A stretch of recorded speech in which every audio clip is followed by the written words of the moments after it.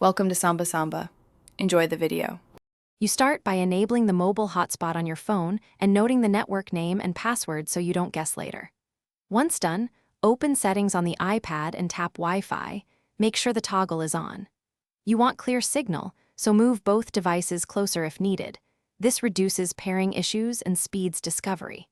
Make sure mobile data is active on the phone, because the iPad will use that connection as soon as you join the hotspot. You now tap the phone's SSID from the iPad Wi-Fi list. This is the exact name you noted earlier, so pick it deliberately. When prompted, type the password slowly and use the show option to confirm each character, because a single mistyped symbol stops the connection. After submitting, wait briefly for the checkmark and for the iPad to obtain an IP address.